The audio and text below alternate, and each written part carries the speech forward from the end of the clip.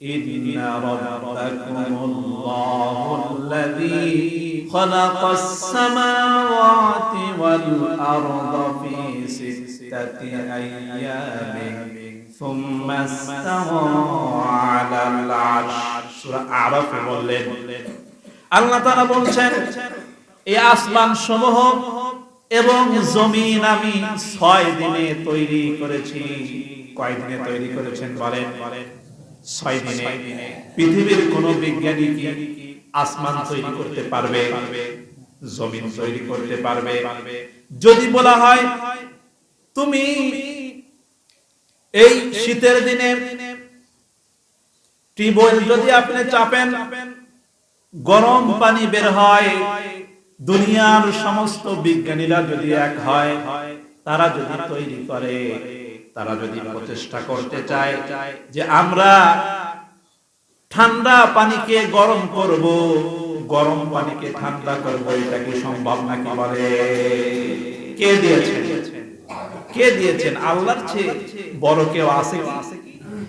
এখন প্রশ্ন হতে পারে, আল্লাহ পাক রব্বুল আলামিন আসমান তো 1 সেকেন্ডের মধ্যে তৈরি করতে পারতেন। আসমান, জমিন, সপ্তম আসমান সবকিছু তো তিনি সেকেন্ডের মধ্যে তৈরি করতে পারতেন, কিন্তু 6 দিন সময় কেন তিনি নিলেন? এটা নিয়ে তাফসীর কারকদের মধ্যে মতামত রয়েছে এবং গ্রহণযোগ্য তাফসীর কারকরা বলেছেন যে 6 দিন সময় নেওয়ার পিছনে হলো আল্লাহ পাক রব্বুল আলামিন মানুষের মধ্যে ধৈর্য শেখানোর জন্য 6 দিন সময় নিয়েছেন।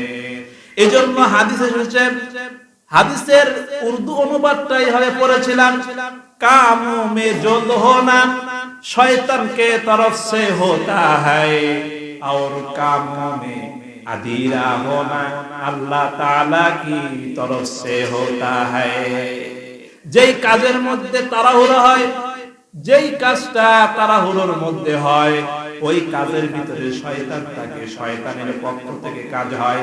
আর যেই কাজের মধ্যে ধীর স্থিরতা আছে, ধীরে ধীরে যখন কোনো কাজ করা হয়, পরামর্শ করে যখন কোনো কাজ করা হয়, ওই কাজের মধ্যে আল্লাহ পাক রব্বুল আলামিন থাকে।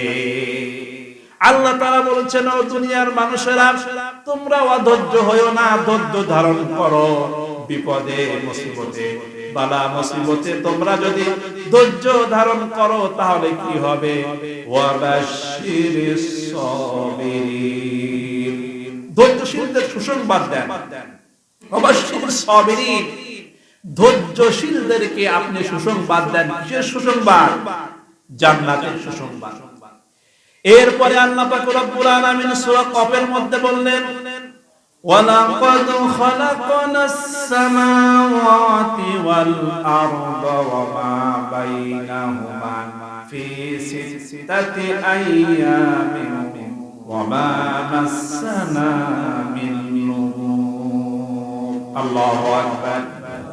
আল্লাহ পাক রব্বুল আলামিন আসমান সমূহ এবং জমিন তৈরি করেছেন 6 দিনে। ওয়া মা মাসসানা মিন লুগুব, আর কোন ক্লান্তি আল্লাহ পাক রব্বুল আলামিন কি স্পর্শ করে নাই। আমরা কি পারবো?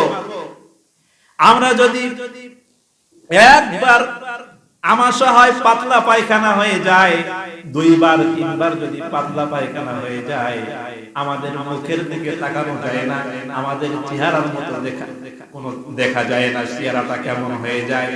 যদি বলা হয়, যুবক রে, তুমি এখান থেকে 2 মণ ধান নিয়ে, 1 মণ ধান নিয়ে এখান থেকে কাশুটিয়া পর্যন্ত যাও, অর্ধেক রাস্তা যাওয়ার পর সে হাঁপিয়ে যাবে কি যাবে না? বলেন।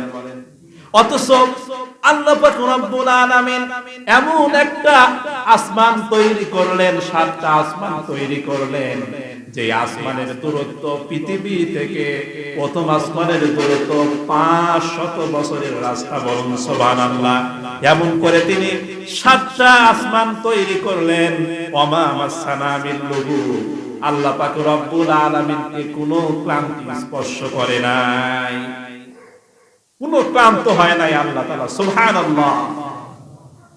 অথচ আজকে দুর্বল ঈমানের অধিকারীরা, তারা আজকে এগুলোর পিছনে আছে নতুন নতুন আবিষ্কার যারা করছে তাদের প্রশংসা বাবা দেওয়া হচ্ছে, অথচ যারা আলেম হচ্ছে, হাফেজ হচ্ছে, কোরআন পড়ছে তাদেরকে সবচেয়ে নিম্ন চোখে দেখা হচ্ছে। অথচ যতগুলো পয়গম্বর এসেছিল কোন পয়গম্বরকে এই দায়িত্ব দেওয়া হয় নাই। আপনার কবরে প্রশ্ন করা হবে না গ্রহ সম্পর্কে, আপনার কবরে আকাশ সম্পর্কে কোন প্রশ্ন করা হবে? আপনাকে প্রশ্ন করা হবে রব সম্পর্কে, দিন সম্পর্কে, রাসূল সম্পর্কে। সুবহানাল্লাহি বিহামদি। যখন আল্লাহ পাক রব্বুল আলামিনের রাসূল প্রথম আসমানে চলে গেলেন, যাওয়ার পরে জিবরাইল আলাইহিস সালাম বললেন, আকাশের দরজা খুলে দাও। আকাশের দরজা খুলে দেওয়ার কথা যখন বললেন, ওই দায়িত্ব পালনকারী ফেরেশতা বলছে, আপনি এসেছেন, আপনাকে কি হুকুম দেওয়া হয়েছে? বলে হ্যাঁ। এবার প্রশ্ন করা হলো আপনার সাথে কে? এবার বলা হলো যে আমার সাথে পৃথিবীর শ্রেষ্ঠতম মানুষ, যেই মানুষের জন্য আল্লাহ পাক রব্বুল আলামিন আজকে আশাবাদী হয়ে আছে, অপেক্ষায় আছে, ওই রাসূলের সাথে আমার আল্লাহ দিদার করবে। সুবহানাল্লাহ। এখন একটা জিনিস মনে করেন যে জিবরাইল আলাইহিস সালাম যতগুলো ফেরেশতা আছে, ফেরেশতার লিডার কে? বলেন, সমস্ত ফেরেশতার লিডার কে? জিবরাইল। তাহলে জিবরাইলের কি ওই প্রথম আসমানে গিয়ে অনুমতির প্রয়োজন আছে? কেন অনুমতি নিলেন? প্রশ্ন আসে কি আসে না? কারণটা হলো আল্লাহ পাক রব্বুল আলামিন বোঝাতে চাইলেন, কোন ব্যক্তি যতই বড় হোক, সে যখন অন্যর বাড়িতে যাবে, অন্যর গৃহে যাবে, তখন অবশ্যই অনুমতি নিতে হবে। সুবহানাল্লাহ। এজন্য সূরা নূরের মধ্যে বললেন, ইয়া আইয়ুহাল্লাযীনা আমানু লা তাদখুলু বুয়ুতান গায়রা বুয়ুতিকুম হাত্তা তাস্তানিসু ওয়া তুসাল্লিমু আলা আহলিহা। আল্লাহু আকবার। হে ঈমানদারগণ, লা তাদখুলু বুয়ুতান গায়রা বুয়ুতিকুম, তোমরা তোমাদের ঘর ছাড়া অন্যের ঘরে যখন প্রবেশ করবে, অনুমতি ছাড়া তোমরা প্রবেশ করবে না। অনুমতি নিতে হবে। 1 নাম্বার সালাম দিতে হবে, 2 নাম্বার অনুমতি নেওয়ার প্রয়োজন আছে না নাই? আমি যতই বড় এমপি হই, ব্যারিস্টার হই, হুজুর হই, অন্যের বাড়িতে যখন আমি যাব, অনুমতি নেওয়ার প্রয়োজন আছে না নাই? কে বলে দিয়েছেন? আল্লাহ পাক রব্বুল আলামিন। জিবরাইল আলাইহিস সালাম অনুমতি নিলেন। এরপরে বলা হলো, যখন হযরত আদম আলাইহিস সালামের সাথে প্রথম আসমানে সাক্ষাৎ হলো, তখন বলা হলো আপনি সালাম দেন। আচ্ছা বলে রাসূল হযরত আদম আলাইহিস সালামের মর্যাদা বেশি না আমার রাসূলের মর্যাদা বেশি? তাহলে সালাম কে কাকে দিবে? আমার রাসূলকে বলা হলো আদম আলাইহিস সালাম সালাম দেন। কেন বলা হলো? কারণ সন্তান যতই বড় হোক না কেন, বাবার চেয়ে বড় হতে পারে?